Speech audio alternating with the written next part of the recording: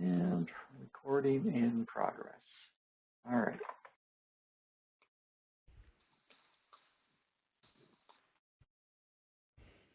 So again, the meeting, and I will lock the meeting sometime around 7 o'clock. This is a requirement, might be a little too strong of a word, but highly recommended tactic by ASQ headquarters.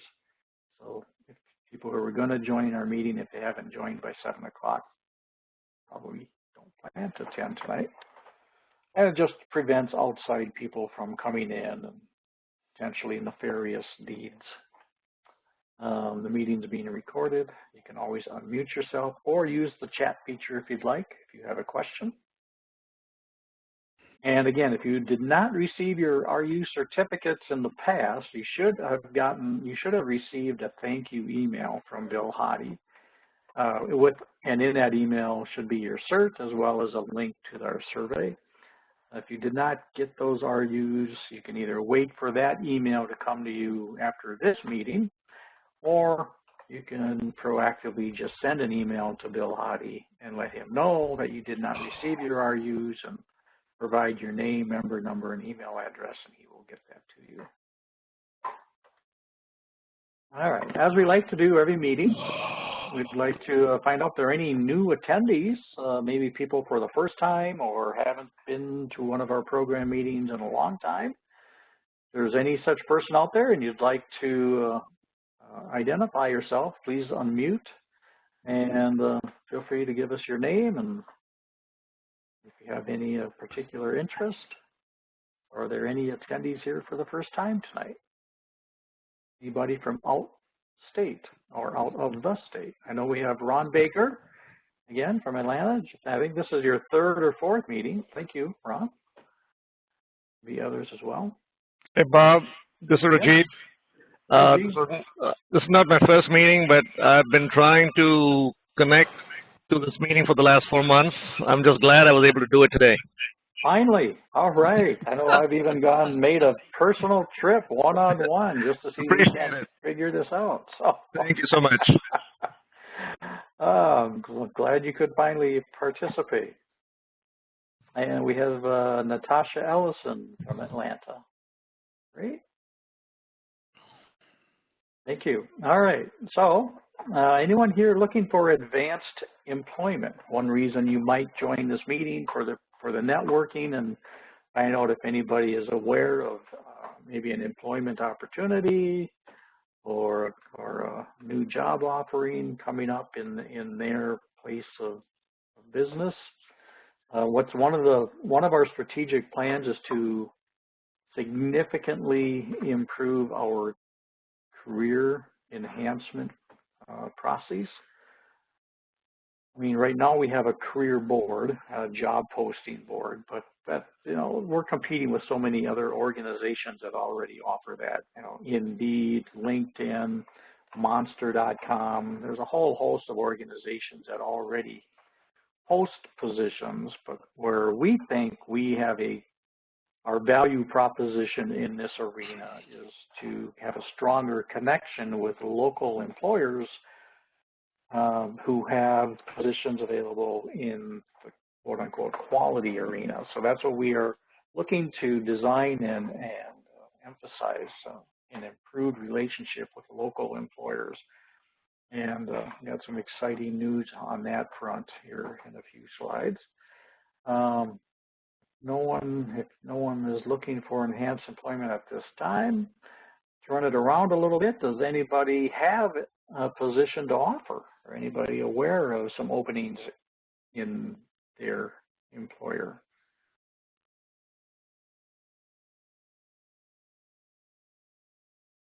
Okay, barring none. Just a reminder, there are several different career resources available to you on ASQ. ASQ headquarters has redesigned its career page, and so that's why I highlighted it in yellow. It is entirely new redesign. So if you are looking for some new opportunities, ASQ headquarters has some connections to some of the larger manufacturers, U.S. and internationally, actually. Meanwhile, we do have, again, a career resources and a job board available on our My ASQ site. And you can also follow us on Twitter.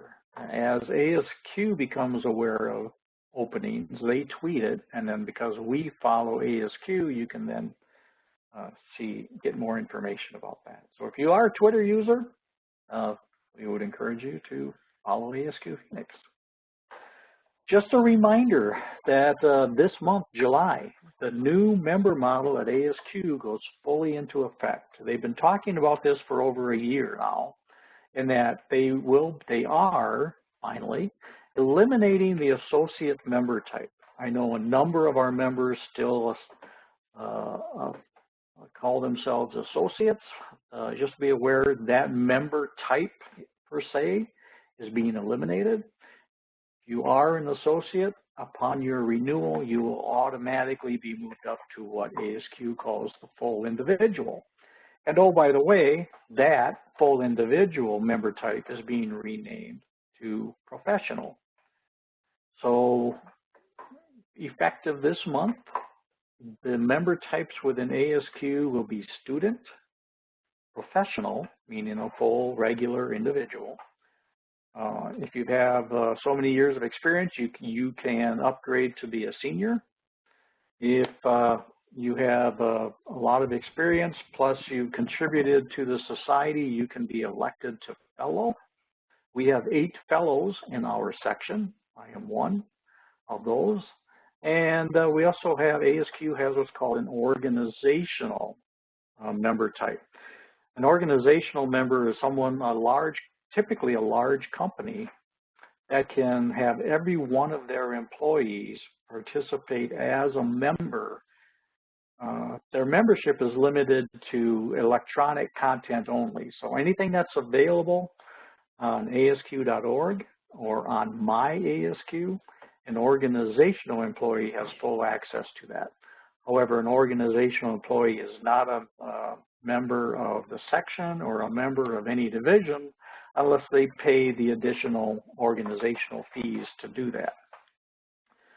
So it's a great benefit for the enterprise, the company. A company like mine that I used to work for, 3M, has over 100,000 employees. An individual membership within ASQ is $99, so you can imagine the cost for every one of its employees to be a member of ASQ. However, under the organizational model, every employee of 3M is a member of ASQ, and the fee to 3M was like $25,000. So a significant cost savings to 3M.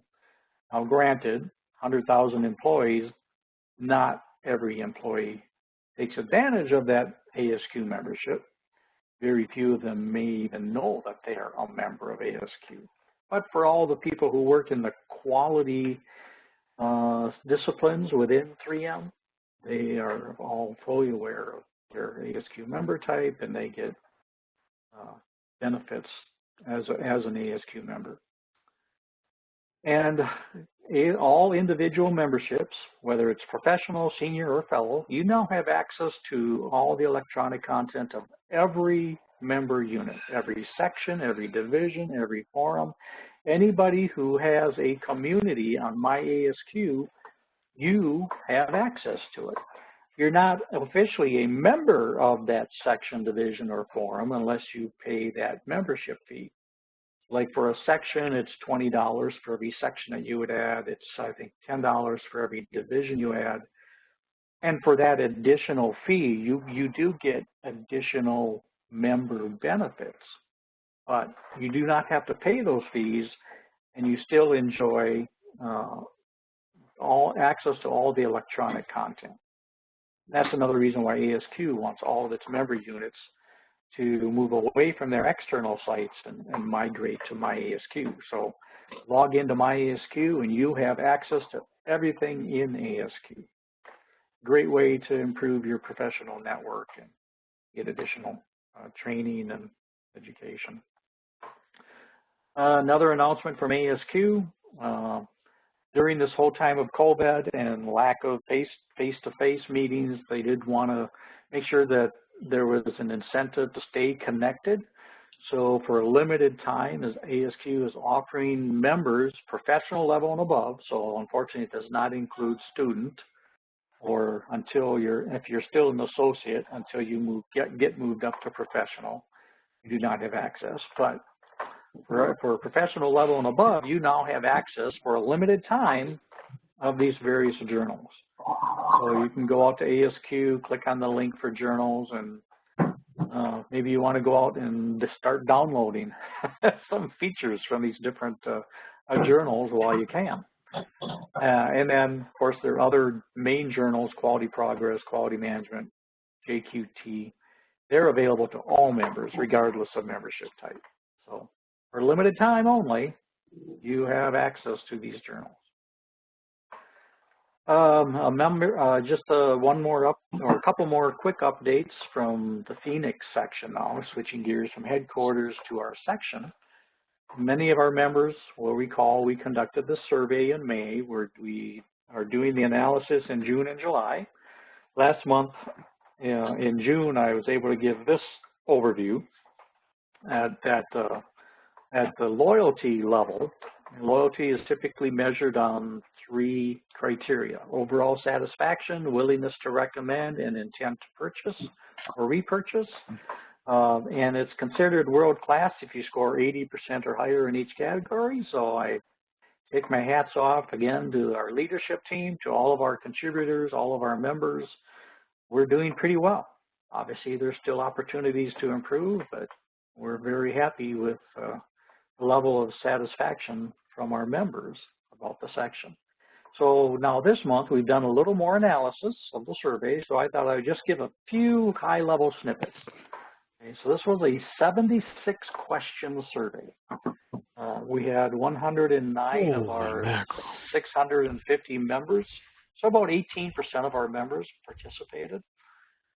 We did spend considerable effort pleading with the members to please opt in to receive emails from your section so you could receive the survey link. And we did give a lot of fair warning that this would be a very detailed, in-depth survey. Depending upon how you answered the survey, you did not see all 76 questions. If things were not of importance, then we didn't even ask you about your satisfaction. It's not important to you. What do we care whether you're satisfied or not? We want to know what's important to you, what's your current level of satisfaction, where do we need to improve, trying to really narrow down and focus on improvement opportunities to improve your experience as a Phoenix section member. So one of the results was we had asked, well, why did you join the section? What's important to you? And it came out with the virtual tie, networking, and education and training opportunities. And then a little bit lower was awareness and regional case studies and best practices. And of significantly less importance to a majority of our members was some coaching and mentoring and section volunteering. Now, we did ask a lot about demographics, and that's what we're currently going through, all the data. And we're doing what Qualtrics, the survey tool, what they call cross-tabular analysis. For those of us who are experienced in Excel, you would call it a pivot table. So we can, for example, coaching and mentoring overall was relatively low on importance. However, depending upon your job title and or your whether you're a student member or an associate member or a professional or fellow, those scores changed a little bit. That's what we're trying to get, those nuggets. So those are things that are important to you. How satisfied are you? So overall networking was tied for number 1. Important, 70%. Okay, again, we only had 18% of our membership reply, but 70% is a respectable score. Still have some opportunities to improve. Education and training, again, important. Satisfaction for our programs. We know that this is a gap. And because for other educational offerings, very important, we do not currently offer anything. I've joined this section since when I retired and moved down here in 2015, but apparently as a result of the 2008-2009 recession, a lot of activities were discontinued. People couldn't afford it, couldn't make it, and so we're starting to slowly add that back. And it is indeed one of our strategic plans to deliver more education and training opportunities. So that is a high-level strategic plan that we have. Communications, this is a great area. People are enjoying the newsletter. They like what they're reading on the websites. Communications with the leadership team itself, deemed pretty important. Interesting breakout of the preference of communication type, whether it's an email, which would be a push, or a newsletter, which is kind of push and pull because we also make it available on the website. And then websites, which are a pull and social media is pull. So kind of a good mix of push and pull. Pretty good satisfaction. Interesting down here, you know, we're starting to explore participation in more of the new media, the social media. Importance still pretty low overall from our members who responded. But what I thought was really interesting is the satisfaction level. Although not a whole lot of people are participating, those that are seem to be pretty satisfied. I'm looking at Instagram, 83% satisfied with our Instagram and 87% for Facebook. And I suspect there's some generational differences. And again, this is where we would use that pivot table or cross-tabular analysis to really delve more deeply into that. And there's a whole lot more I could explain, but I don't want to, you know, this isn't about me. This is about our guest speaker. This is why you joined. So I just wanted to just show a couple snapshots of feedback. Some suggestions from our members, where to improve. For our newsletter, they'd like to see maybe a tool of the month. There's the feedback we got. Mini papers, case studies, best practices came up very, very frequently and rated very high. Maybe some announcements from our partners. If you didn't know, we do have a partnership with SWAY, which is the local Baldrige examining organization, Southwest Alliance for Excellence. And again, it rated pretty darn high from our members who are job titles of managers and above. A new partnership that we're going to be announcing very soon. All we have to do is sign the line on the bottom of the page. We will be entering into a partnership with Project Management Institute. So this is a great opportunity for our section members to enjoy all the benefits of as a PMI member, but being an ASQ member. So we will pay the same fee, and a lot of their webinars are free. We will pay the same fee as the members do, even though you're not a member of PMI, you're a member of ASQ. So a great way to build your tool set for project management. For the programs, more suggestions on what you would like to see in our programs. And when we do begin offering more educational and training opportunities, whether they're webinars, half-day, 1 to 3-day events, this is some feedback from our members of what their area of focus, what they would like to see. So again, just some feedback at this point for our survey. And open text, number 1 is more education and training, stronger employer connections, career enhancement. And so we already have both of those tied into our strategic plan. And some problems with WebEx, and we apologize for that. Unfortunately, fortunately, it's across the board. It's not just the Phoenix section, but WebEx is working to improve their stability and registration process. And finally, my last pitch before I turn it over to our guest speaker. Remember again, we do want all of our members migrating over to the MyASQ site, because our Phoenix.org website will be closing down.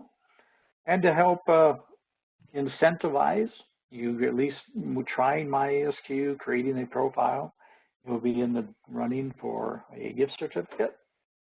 If you participate in a discussion, you're also eligible for a different certificate. Again, this is all to encourage you to use MyASQ to improve collaboration and networking, which is how and why it was built. So this incentive drawing is going on to the end of the year.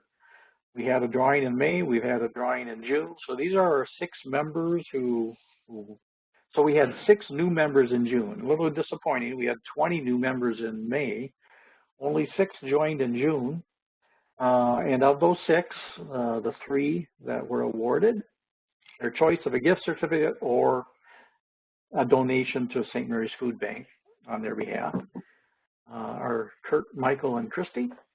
And then the people who won the drawing for participating in a discussion topic are Cindy and Francis. So you're on the call tonight. You should, if you have yet received an email, you should be receiving something from Shruti very soon. So thank you again for your joining. This is our strategic plan. You can see it's all green except for a couple that are delayed. So we had a pretty aggressive plan. We had 12 strategies to accomplish by the end of the year, and we're just at the midpoint. We're already trending green on the majority of them, so making good progress. I'd like to, again, thank all members of the leadership team for their help. If you would like to volunteer, we had 3 positions open. It gives me great excitement to announce we've filled 2 of the positions. So we have a new acquisitions editor, and that came about directly as a result of the survey.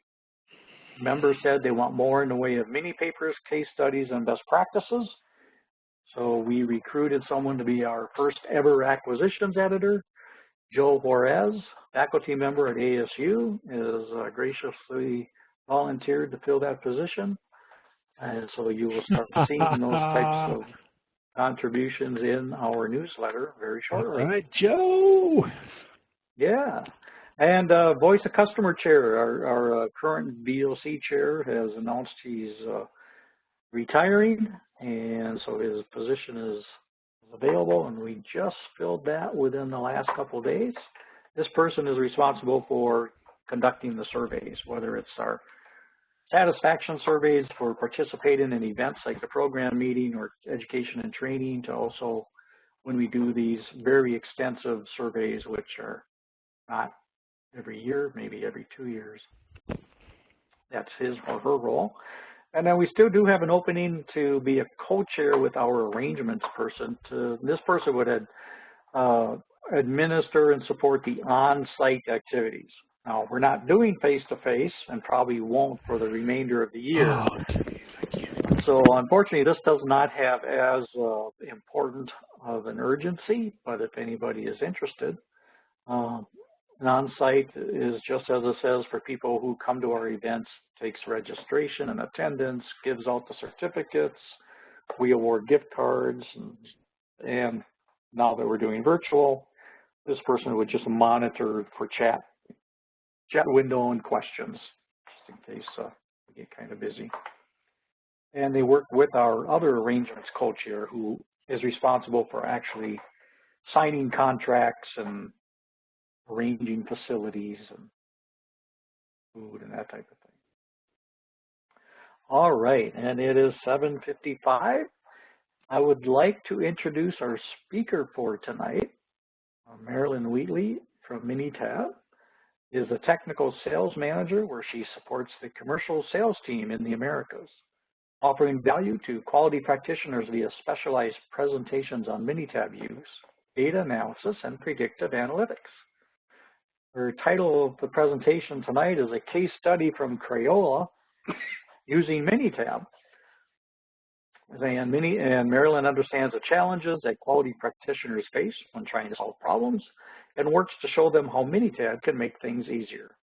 Marilyn has over 9 years of experience in helping quality practitioners gain insights from data. She worked as part of Minitab's award-winning technical support team for 7 years. She's a Six Sigma Black Belt from Arizona State University and has a graduate certificate in applied statistics from Penn State. She holds a master's degree in economics and a bachelor's degree in international business and accounting from Eastern Michigan. So a little bit about tonight's presentation. It will show how Crayola, a world leader in crayon manufacturing, Well, they use data analysis with Minitab and their Six Sigma methodology to reduce the number of peeling labels on crayons.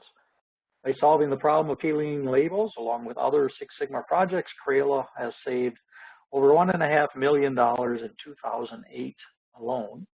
They built upon that success and continue to embrace continuous improvement, having since trained 7 waves of green belts and 3 waves of black belts, all using Minitab. So tonight, Marilyn is going to walk through Crayola's project steps, focusing on some common tools such as graphical summaries, Pareto charts, gauge R&R, control charts, and capability analysis. As a result, you will see how by embracing continuous improvement and data analysis from the top of the organization on down, Crayola has focused their resources where they're able to obtain the maximum benefit from their money. So with that, I am going to unshare my screen, and Marilyn, I will change you to presenter.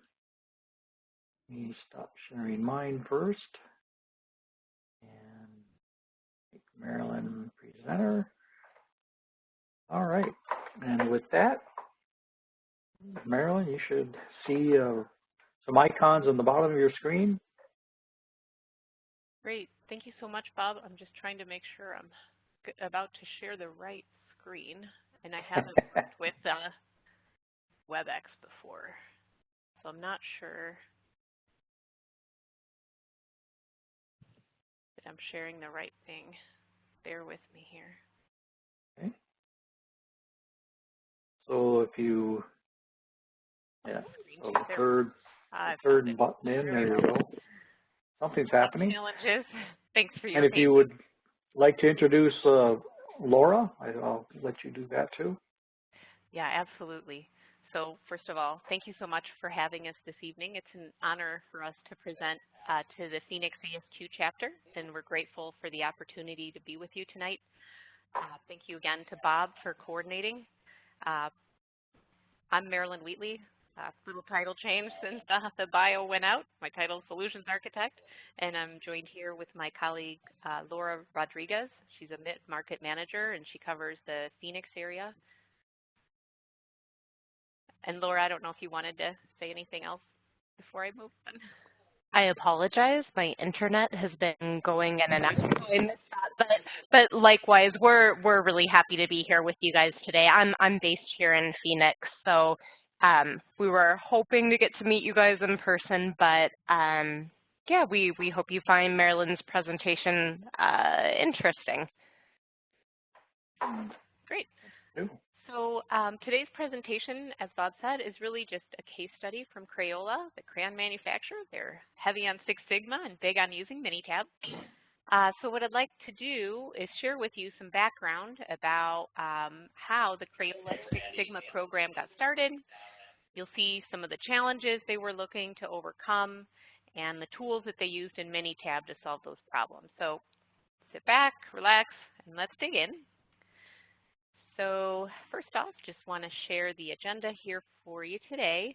For those of you that aren't familiar with Minitab, just want to give you a quick background about Minitab as a company, who we are. We'll talk about Crayola's Six Sigma culture. And as we dig a little bit deeper, I'll be sharing some tools within Minitab. I'll be clicking around in the application a little bit. We'll take a look at a graphical summary, Pareto chart.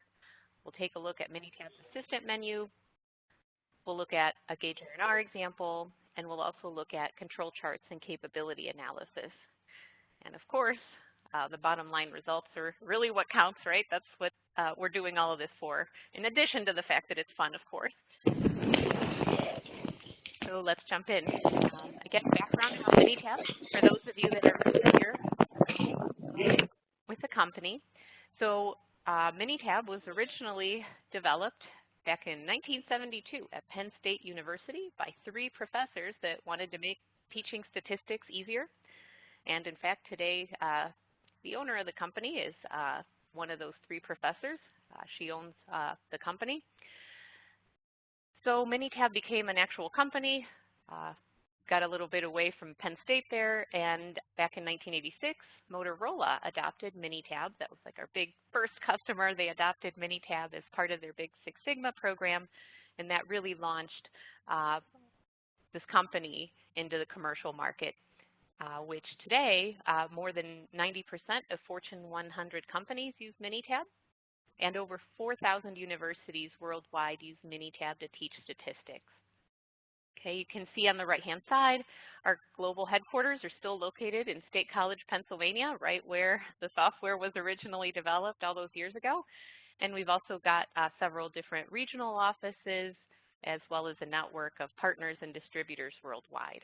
And as the company grew, of course, Minitab also expanded its product offerings. Aside from our flagship product, Minitab Statistical Software, which we're going to click around in a bit here tonight. You can see the icons at the bottom of the screen here. There's some other products that Minitab offers, and all of these things tie into continuous improvement, Six Sigma, and operational excellence. And Minitab also offers professional services like statistical training and statistical consulting. All right, so that's it about Minitab. So now let's talk about Crayola. So Crayola is the world leader in the manufacture of those colorful crayons that stimulate and entertain those kids in their creativity, especially now that everybody's home, really important stuff, right? So their dedication to continuous quality improvement enables them to maintain their high standards in manufacturing 2.2 billion crayons every year. And they've been making crayons in Easton, Pennsylvania for more than 100 years. And Crayola relies heavily on a data-driven culture of continuous improvement to enhance the quality of their crayons. And of course, there are other products like markers, paints, modeling clay, and things like that. So at Crayola, the Six Sigma program was established back in 2007 when the then executive VP of operations, Pete Roderio, he traveled to Crayola plant abroad, right? So they manufacture crayons here and abroad. And so he visited this plant abroad, and he opened up a box of crayons, and he saw that the labels were peeling off, kind of falling off, peeling off really easily. So when he traveled back to the global headquarters in Easton, PA, he decided that's just not acceptable, and that needs to be addressed. So there was an internal discussion about the cause of the problem. And rather than just relying on what people's ideas were, of course, they decided to go ahead and do a Six Sigma project to figure out what was causing those labels to peel off the crayon so easily. And what they found through their analysis in Minitab for that particular case was that the adhesive didn't stick properly to the crayons when the labels were dry as they went through the labeling machine. So adding some moisture to the crayons as they passed through that labeling machine solved the problem. And anecdotally, Laura can attest to the fact that the labels stick well to the crayons. She was actually just telling me yesterday how she was working on a craft project with their kids, and they were trying to peel the labels off to melt the crayons, and they were having a rough time removing those labels. So definitely problem solved there. And because that project was such a success, that led to the expansion and the use of Six Sigma methodology and statistical analysis company-wide. So in 2008, Six Sigma projects at Crayola resulted in $1.5 million in savings. So since that time, the company has continued to expand their CI program, and they've trained several groups of green belts and black belts. And even today, all of them are trained to analyze their data using Minitab. So here we have a quote from Jim Collins. He's the manager of CI and Six Sigma at Crayola. So having the idea to make something better is great, but when you can prove it with charts and graphs and statistics, then you've really got the foundation to make a change, right? And it's so true. At Crayola, data analysis and continuous improvement is part of the company's culture. And the Six Sigma program is supported by managers and top executives. That was really key. So initially, and kind of on an ongoing basis, Rich Titus, a Lean Six Sigma consultant and adjunct faculty member at Lehigh University, trained Crayola's green belts and black belts and helped them keep their projects on track. And he really credits Crayola's leadership with providing the support that was necessary not only to initiate, but to sustain a successful CI program. So knowing that their leaders take it seriously really helps teams appreciate the importance of this data-driven methodology. And of course, speaking strictly from the Minitab side of things and having worked with CI practitioners for the past 10 years, I couldn't agree more. Buy-in and support from the top is key for these types of initiatives to be successful. And at Crayola, those executives are highly involved in every aspect of their Six Sigma deployment, from project selection. You know, they meet with Six Sigma leaders on a regular basis to understand what problems are happening and just to stay up to date with progress, right? And in fact, not only do company leaders at Crayola review improvement projects, they actually carry out their own Six Sigma projects. So the most commonly used tools in Minitab at Crayola include things like graphical analysis, control charts, design of experiments, and measurement system studies. And today we're going to take a look at some examples of some of the more common things that they're working with here at Crayola, right? And so I'll introduce each of these here in PowerPoint, and then we'll transition over into Minitab and work through some analysis there. All right, so we'll start here with the graphical summary. So like many Six Sigma professionals, practitioners at Crayola begin their projects typically with graphical analysis to visualize and understand the process. So before conducting an analysis or determining how they're going to improve a process, quality practitioners at Crayola typically are trained to use graphical tools to visualize the process and, you know, using basic statistics, things like the mean, standard deviation, maybe testing for normality, taking a look at some confidence intervals for those point estimates. And Minitab's graphical summary provides a really quick and easy way to access the summarized data. So I'm going to pop over to Minitab, and we'll work with some Crayola data here. Got my worksheet on the bottom. I'll zoom in so you can hopefully see that well. So here what we have are some crayon diameter measurements in this worksheet. And the target for the diameter of these crayons is that they have to be 8 millimeters. Okay, and of course there's some spec limits around that. We'll take a look at the worksheet data that we're working at, get a summary of the data that we're working with by right-clicking on this tab at the bottom. I'll choose Worksheet Information, and here you can see we're working with 200 diameter measurements for this analysis. So this summary graph is accessed by clicking here at the top. I'm in the Stat menu. I'm choosing Basic Statistics and Graphical Summary. Here I'm just inserting the column of crayon measurements. I could have a grouping variable as well. My default confidence level is 95%. I could change that, but I'll go ahead and just click OK. And we'll go here to Minitab's output pane to take a look at our results. Right? So here we have our graphical summary, which combines not only some of the basic statistics that I'd mentioned here on the right-hand side, things like the mean, the standard deviation, the quartiles of the distribution, and confidence intervals for the mean, median, and standard deviation. We also have a graphical portion of this output. So we can see our histogram with a normal fit line here. We have a box plot to also help us visualize that distribution, as well as graphs to kind of visualize those confidence intervals for the mean and the median. And then another thing that might be important as well, up here on the right-hand side, notice we've also got a normality test. We could probably guess from that nice-looking histogram with normal fit line that this data follows a it pretty much looks like it's a normal distribution. But if we wanted to verify with that with a statistical test. We have the Anderson-Darling normality test here with the p-value that's pretty high. So that's telling me I cannot reject the null hypothesis, which says that this data follows a normal distribution, right? So easy, quick way to get a summary of the data that we're going to be working with. And of course, that is only the beginning, right? Measurement data is not the only type of data that Crayola works with. Oftentimes, it's attribute data.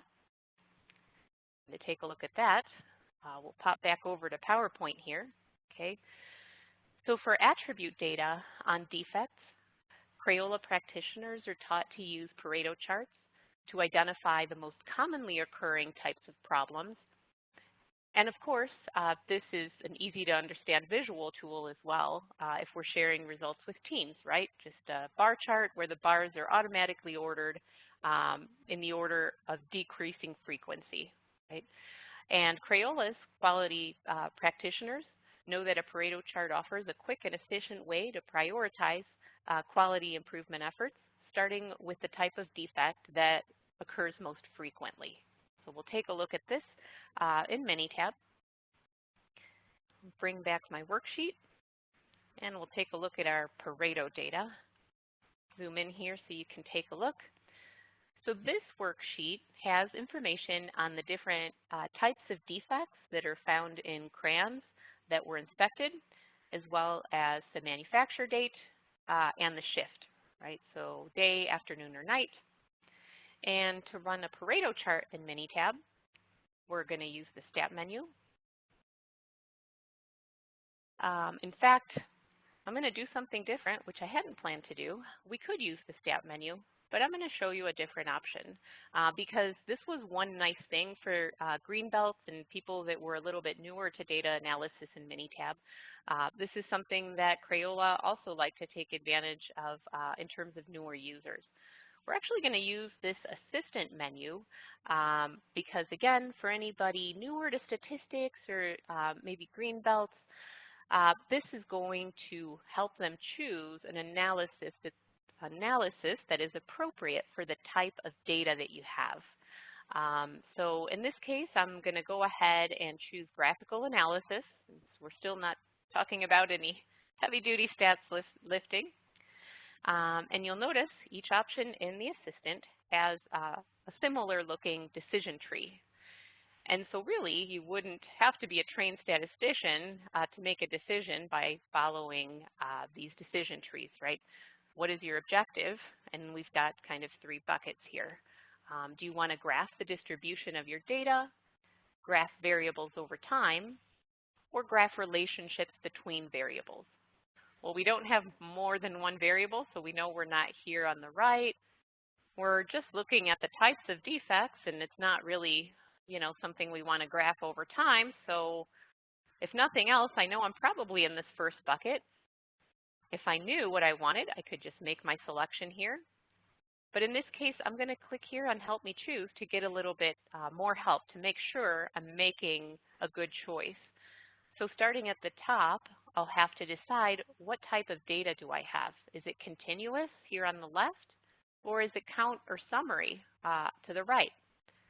Assuming I'm not sure, I could click here on data type to get a little explanation of each data type with a picture to hopefully make me help me make the right selection. I'll close out of here, and hopefully I'm going to make the decision that I have count or summary data and come to the right-hand side. And then the next question is, what is your objective? Do I want to compare data across categories, or do I want to identify the most common defects? Aha, so I know I'm going to the left side. Again, if I wasn't sure, I could click there for a tip. And notice I've been guided to a Pareto chart. Now, as somebody new to quality, I might want to click here on this More link to get some tips on best practices for data collection and just read a little bit ahead of running my analysis. But once I'm ready, I can go ahead and just click on Pareto chart. You're going to notice the windows here in the assistant menu are simplified. There's no stat speak, so we just give it to you in straight English from this menu. I have, in my case, just going to put in my defect column. So I'm just going to pop in defect. I could have a categorical grouping column if I like. I'm just going to accept all of the default selections by clicking OK here in this window. And now if I take a look at the output, the other nice thing about this particular menu is that it does a lot of the relevant data checks depending on the type of analysis. It's going to do that automatically for you. Notice here in this piece of output, this diagnostic report, it gives you hints on the types of patterns that you might want to look at in your data. And then my favorite piece of this output is down here. It's this report card. So it gives you several tips, oftentimes suggestions on what to try next. It's going to let you know if there's a problem with your data. If you ran a test and you didn't have enough data to give enough power to detect a difference when one truly exists, those kinds of things are going to be called out here. So really, the idea with this menu and what Crayola practitioners appreciate about it is that it can really help a new person who's new to quality, who's new to statistics, make a decision with confidence because they got all the help that they needed and guidance along the way. All right. So in addition, of course, to visualizing their processes graphically, Crayola's quality practitioners and their management know that quality improvement efforts are only reliable if the measurements that they're taking with their measurement system are reliable. So of course, to evaluate their measurement system, engineers at Crayola use gauge R&R studies for their continuous measurements. So let's take a look at that in PowerPoint again. Here we go. So again, to make sure those measurements are reliable, we'll use gauge R&R, gauge repeatability and reproducibility studies. So if the measurement system can't be trusted, of course, the conclusions that are drawn from any analysis that are conducted really can't be trusted. So for that reason, Crayola management, of course, wants to make sure that the measurements are reliable before spending any time or money trying to improve these processes. So we'll take a look at a gauge R&R study here within Minitab. Let me pop back over here, and I'll bring my worksheets back. And I'm going to go to my MSA tab. Great. So this worksheet contains information on the 10 parts that were measured as part of this gauge R&R study. Okay, the parts are defined in column 1. There were also 3 operators. I believe they are just called A, B, and C here. The operator is defined in the 2nd column, and the measurements that were taken for each part are in column C3. Right? And so I do want to mention that if a practitioner needed help with this analysis, that's also available in the assistant. But in my case, I know what we need. We need a gauge R&R. Each operator measured each part. This is a crossed gauge R&R. So we're going to use the Stat menu. So here I am again under Stat. We're going to go to Quality Tools. And here we go. Here are our gauge studies.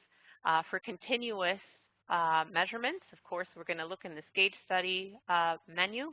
Now, if we were trying to assess the measurement system, perhaps for the appraisers that had a look at the attribute data on defects, maybe we'd want to run an attribute agreement analysis, right, when we have human raters as opposed to measurements. In our case, we're going to come in here and choose Gauge R&R Study Crossed. And in the window, easy enough, I'm just going to pop in the 3 columns into the 3 boxes, the part numbers in C1, the operators, column 2, and lastly, the measurements that they took. Okay. I'm also going to go ahead and click under Options. We don't have to do this, but it's going to add a bit more information to the output that we get because in Crayola's case, you know, they hope that every crayon is 8 millimeters in diameter, but of course there's some spec limits around that. So we're going to go ahead and enter these here. The lower spec limit is 7.7 millimeters, and the upper is 8.3. So I'll go ahead and click OK, and we'll click OK again. So we'll take a look at the output. Now we're doing a little more heavy-duty stat lifting, but not too heavy. Minitab did the hard part for us. So here at the top, we ran our study, and we're taking a look at the at all factors, right? So the parts, the operators, and the operator by part interaction. And you can see that for this interaction of the operator by part, the p-value is quite high, 0.9, so that term's not significant. And down here below, we see that automatically, because that p-value was high for the operator by part interaction, Minitab went ahead and removed that, and now we have our ANOVA table with only the significant terms, which were the parts and the operators. So from the ANOVA table, we derive these variance components that tell us where that variation in our measurement system is coming from. And if we scroll down even further, down here in this gauge evaluation table, as we take a look at all of these sources of variation in our measurement system, we start here with the standard deviation column. And what is this? Well, those are just the square root of every one of these items in the variance components table here at the top. So square root of this first number is this number down here, and this is the standard deviation, right? So notice in my case, I went ahead and put in the spec limits, which gives a tolerance of 0.6 based on the spec limits that we entered. And that added this percent tolerance to our output, okay? And so additional information there in that gauge evaluation table, we could use the percent study var column here to evaluate the measurement system. But we could also take a look at that percent tolerance to see how much of the process tolerance is taken up by the measurement system. And in this case, I might want to go ahead and cross that out and only focus on this one where I'm looking good. I wouldn't really want to do that.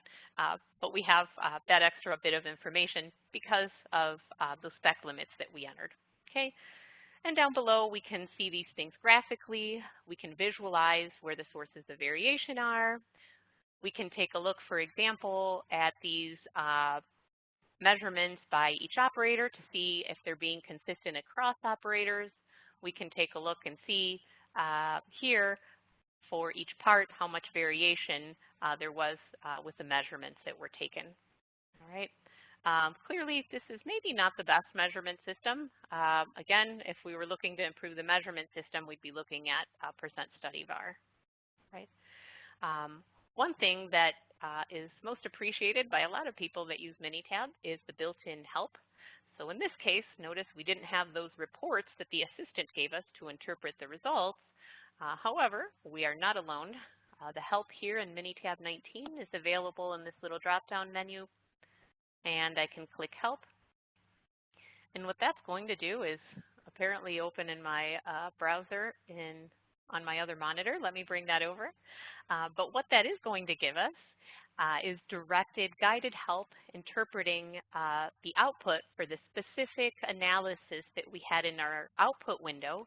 So you can see here it's going to cover step-by-step what to look at in this output and how to interpret these results following an example. On the left-hand side, all of the help that you need to understand gauge R&R in depth is available here. You could take a look at an overview, for example. What is a gauge R&R? What is this for? What type of data do I need? Right? Data considerations. This is going to be for measurements, not for appraisers. We can take a look at an example, open the example, run it through, and so forth. A lot of detail. If you want to dig into the details of how those variance components are calculated based on that ANOVA table, you can find all of that information right here. Variance components, very detailed for anybody that wants to dig a little deeper under the hood here. All right. Perfect. So let me go ahead and pop back over to PowerPoint. And, well, not surprisingly, right, many projects at Crayola contribute to the goal of making the perfect crayon. And here, one of the quotes from their quality leaders that allowed us to quote them, we've made crayons for more than 100 years, but we didn't have a reliable, consistent crayon strength measurement until now. This is from Bonnie Hall, the Vice President for Global Quality and Continuous Improvement. So every time we tested a formula change, we needed to break tens of thousands of crayons to know if we'd made a difference or not. That sounds expensive, right? But now it's much faster and easier to evaluate how strong their crayons are, okay? So company engineers actually used Minitab's MSA, and they also used design of experiment tools within Minitab to study the breaking strength of crayons. Those efforts ultimately led to new standards and even the creation of a new crayon break testing machine, if you can believe that. So they actually designed, engineered, and constructed this amazing machine that's just for testing the breaking strength of their crayons. But really, knowing that the measurements they're taking with that measurement system are reliable in terms of the breaking strength, the practitioners at Crayola can continue their quality improvement efforts. And another important aspect of that is monitoring process stability. Right now that we know that we can trust those measurements, we're going to want to monitor the process over time to make sure the process mean is stable. So of course, the practitioners at Crayola use control charts before evaluating the process capability here to make sure the process is stable. So for the results of the capability analysis to be reliable, the data collected must be from a stable process, and the control chart can be used, of course, to assess the stability of that process, right? So we'll take a look at some of these control charts in Minitab. Pop back over here. Let me bring back my worksheet, and I'll zoom in so you can see that.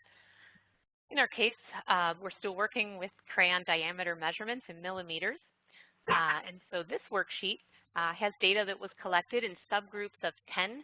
You can see the subgroups defined in column 2 here. And the date the data was collected is in column C3. All right. So once again, if a practitioner wasn't sure which control chart to use, the assistant's great because it can guide them to an appropriate control chart based on the type of data and based on how the data was collected in subgroups and the size of the subgroups and things like that. But assuming that we already know that we want an X bar and S chart for this data, we're going to go ahead and use the stat menu. So I'm going to come up here again to stat, control charts. And in our case, we're working with variables charts for subgroups. Of course, we could chart individual measurements that weren't collected in subgroups. There's attribute charts, time-weighted, multivariate, and rare event charts. Quite a few to choose from. In our case, we know that we need the X bar and S chart, so we'll go directly to that option. Here I'm going to enter my diameter measurements and my subgroups. And one other thing that I'm going to do here is click on the X bar and S options, and I'll choose the tests. So here we have all the tests for special causes for control charts, well, for variable control charts. By default, notice we're only running test 1, so 1 or more points, 3 or more standard deviations beyond the control limits. But instead of just choosing the first test, I'm going to go ahead and ask for all the tests. So let's hear the worst case scenario, and we'll see if Minitab yells at us when we click OK and we reveal this control chart. And boom, like magic, this control chart looks beautiful, right? It's pretty dreamy. It looks like the process is stable since the points on the chart are within the control limits and we don't see any patterns or trends. And once it's established that the process is stable, of course, quality practitioners want to make sure that their products meet those all-important customer requirements. And to do that, first we'll pop over back to PowerPoint. So again, our process mean is stable. And so now, Crayola Six Sigma professionals typically would use a capability analysis to determine if the crayon manufacturing process is capable of producing crayons that are within those specification limits. So clearly, they need to be pretty consistent here so that all of these crayons can fit in those boxes, right? So we'll run our capability analysis in Minitab. Let me pop back over there.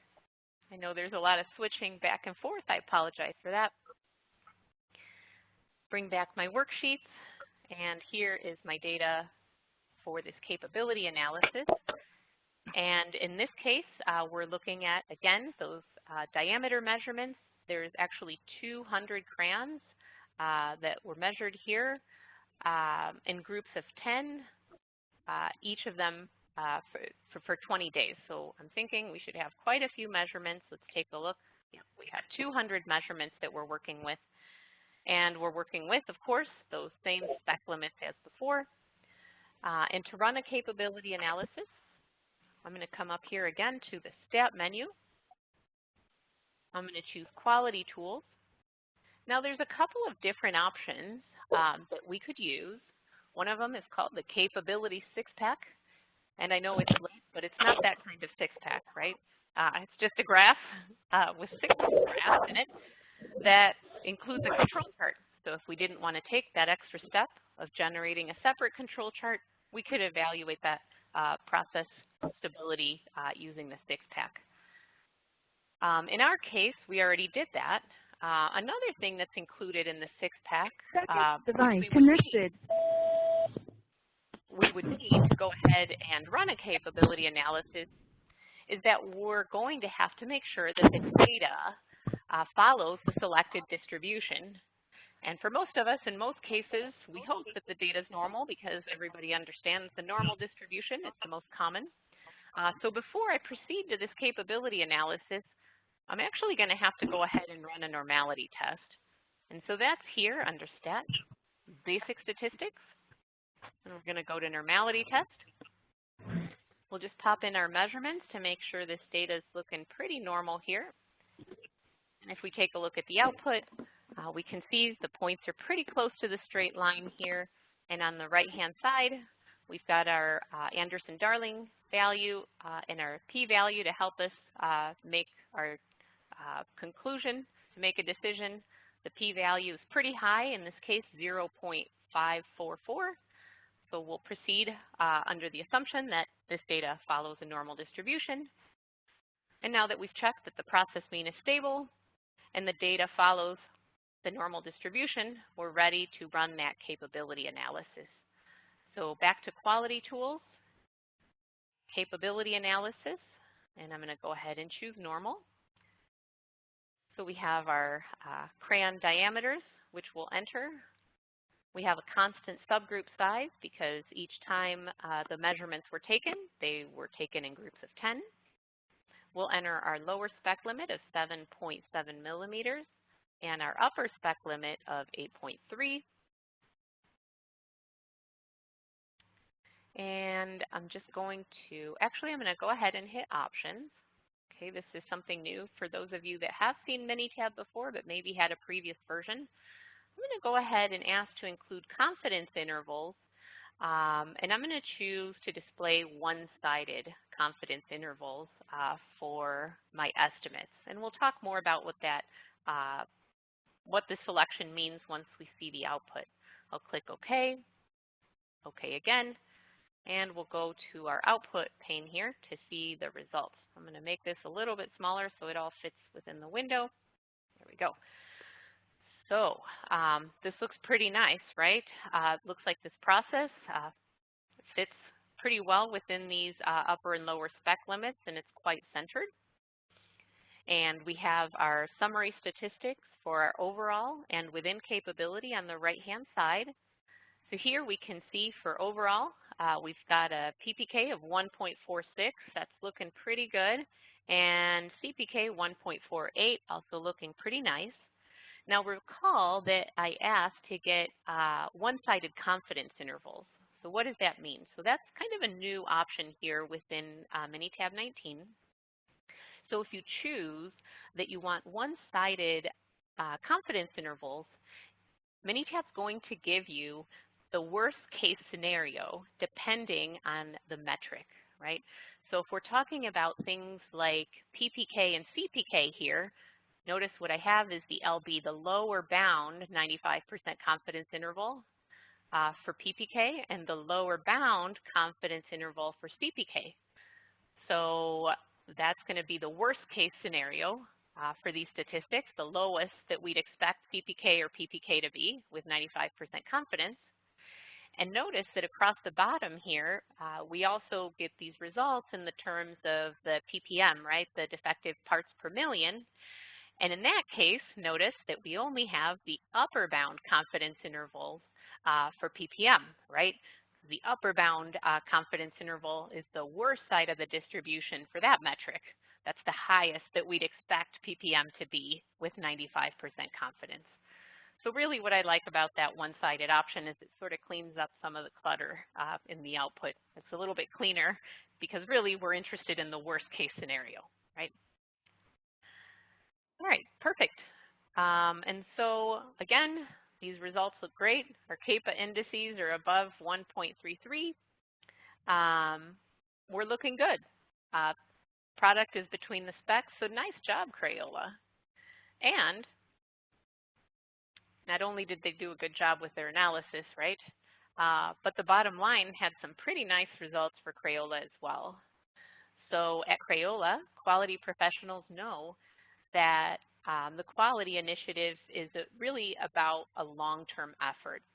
So using Minitab statistical analysis daily, along with Six Sigma methodology, Crayola's quality professionals consistently produce high-quality crayons. And being able to analyze the data and make data-driven decisions has completely transformed the way Crayola conducts its business. And it's been a great benefit to the company. This approach has allowed the company to focus resources where they can get the most out of their money. And because the company, again, saved $1.5 million after only its first year of applying Six Sigma, their quality program has expanded, and practitioners continue to improve processes and positively impact the company's bottom line. And really seeing companies like Crayola succeed makes us at Minitab incredibly proud to be a really small part of their success, because at Minitab, we believe that regardless of a person's statistical background, individuals are empowered when they have access to an analysis tool that's easy to use, like Minitab statistical software, right? And so with that, I just want to say that if you liked some or all, hopefully, of the content of today's presentation, and if you're interested, like Bob said, a lot of you seem very engaged, attending meetings, trying to get in some learning opportunities while we're all kind of stuck at home. I do want to invite you to register for Webinar Wednesdays. This is totally free. It's available on our website. The topics vary and the times vary, but it's each Wednesday, and we have experts in various fields covering a lot of quality-related topics. Predictive analytics has been a popular presentation topic as of late because some new predictive analytics features have been introduced in Minitab. And in fact, this week we had the first of a two-part series from a TEDx presenter. And this wasn't even like a Minitab presentation. This was related to attracting and retaining top talent. So if you're interested, it's 1 hour every Wednesday, and we invite you to attend.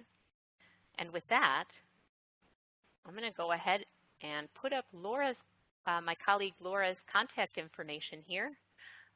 If you want to reach out, if you have questions about Minitab, Laura's the contact for the Phoenix area.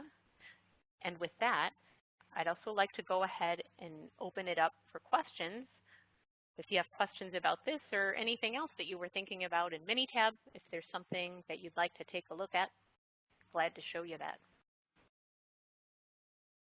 Great, an excellent presentation, Marilyn, thank you. Anybody have any questions, you can either attempt to unmute yourself, depending upon your device. You may have better luck than others, or you can click to raise your hand, and then I will unmute your microphone for you if you can't do it. Anybody have a question? One question I had, Marilyn, is so you mentioned the Wednesday webinars. What are they always a set time of the day? You know, those do vary a little bit too. So for me, I think the last few that I've attended have been at 8 a.m. I have posted a number of your Minitab webinar times and topics on our website. Not sure how many people may have checked it out, but thank you for that. Yeah. And if the time isn't convenient, I would say go ahead and register anyway, because you're automatically going to get a link to the recorded presentation later anyway. So if that time doesn't work, still register if it's a topic that's of interest. You can watch it when it's convenient. Okay. I see a couple people who raised their hands. Pat Olstad, I have you unmuted if you'd like to ask a question. Yeah, actually I do, because we're going through Minitab over at Sub-Zero Wolf, and I'm sure you know who Dave Gibson is. And we're doing the quality training, and I get a lot of emails from Minitab for this training. One thing I haven't really interacted with them, what's the fee for the webinars? Are they free if we're in the training, or are they just free in general, or is there a cost to them? Yeah, thanks for your question, Pat. Are you talking about these webinars that I mentioned, the Webinar Wednesdays? Yes. Yeah, I get emails for those, and yes, I know. There's no fee. Okay, and that's what I wanted to check before I poured myself into one, and my boss says, sorry, we don't have a budget for that right now because things are tight. Oh, yes, that is absolutely, free, no charge. All right, I appreciate that. Thank you so much. Absolutely. Thanks for your question, Pat.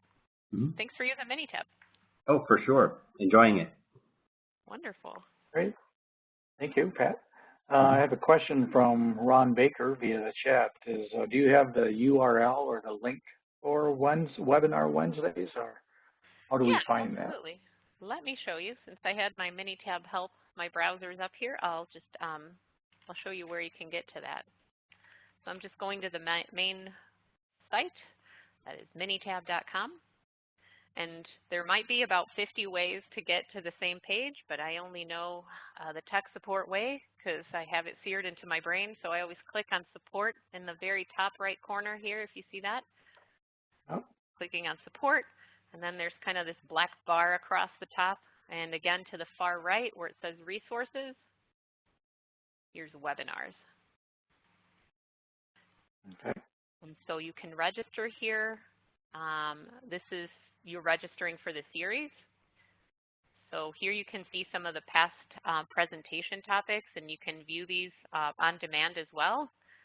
So you can see there's quite a range of topics. So some of them are machine learning, using Python with Minitab. This is the presentation I mentioned, the TEDx Coaches presentation on developing innovative leaders.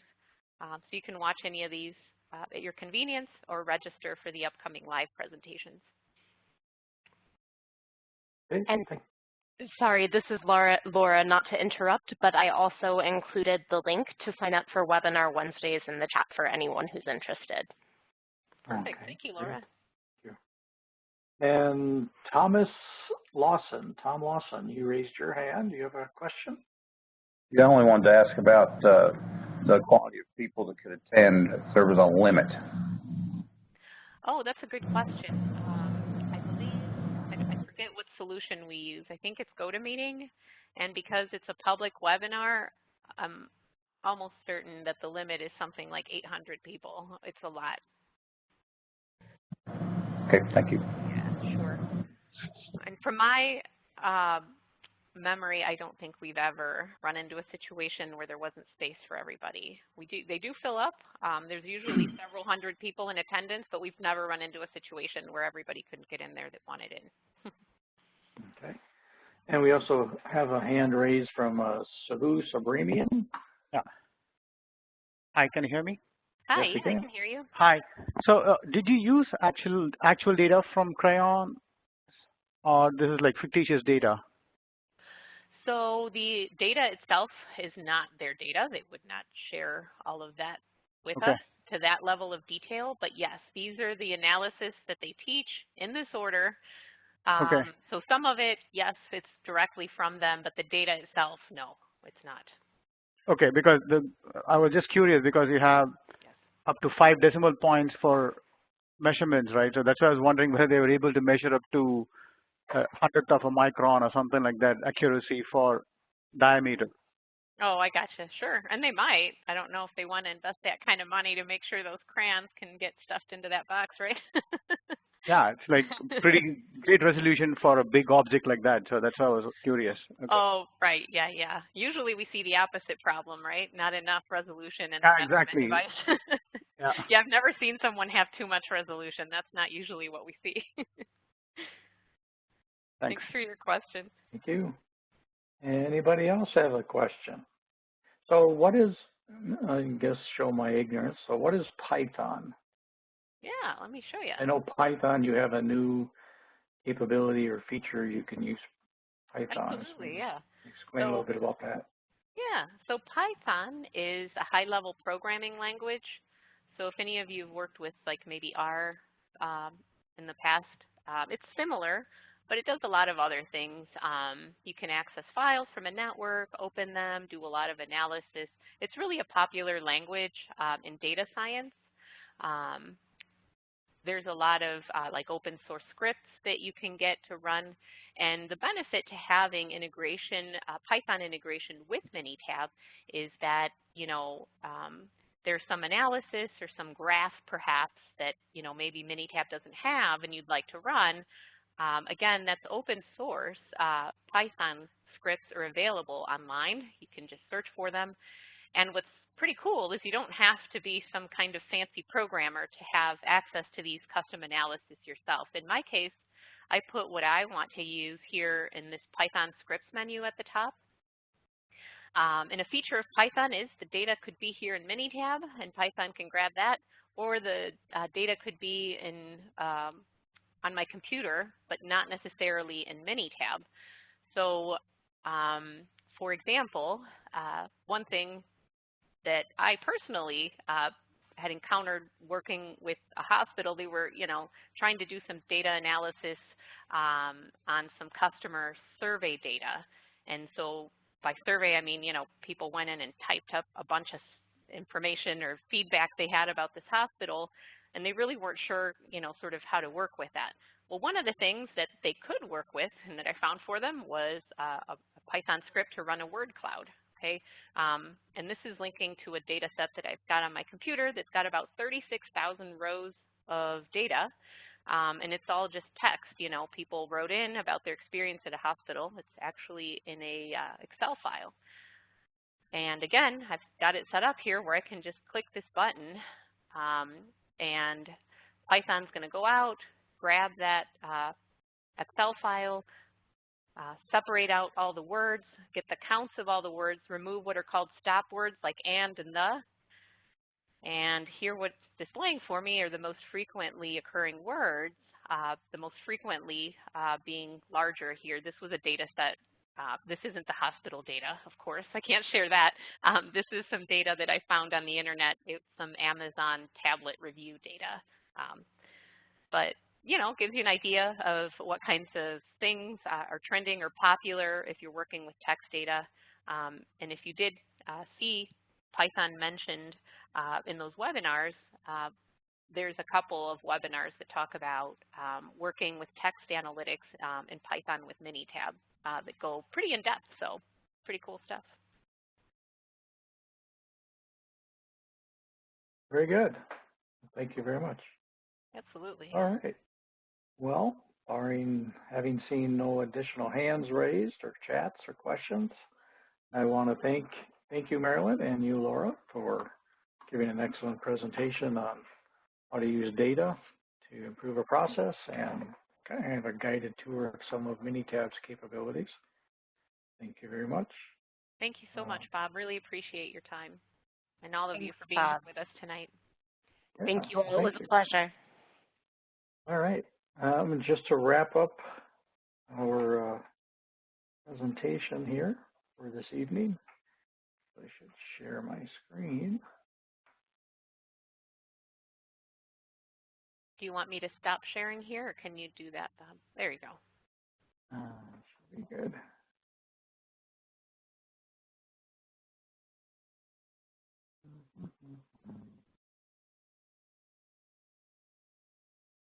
Yeah, so again, as part of our wrap-up, you will each receive a survey, a thank you letter and a survey link in the mail, which should also contain your RU certificate for this evening. Next month, we're back to our normal schedule of our program meetings.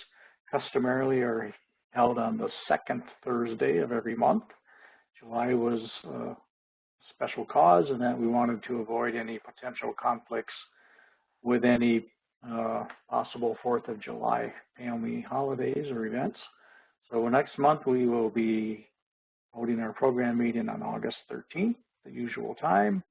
And again, our presenter will be Bill Lures from Prism Investment, but his background is in quality. And he is going to be giving a presentation on using Lean in personal finance, which should be very interesting. With that, I want to thank everybody for your attendance. Reminder, be safe, stay healthy, and we'll see you next month. Thank you again, Marilyn and Laura. Thank you. Have a good night, everybody. Thank you. Have a good night. Thank you.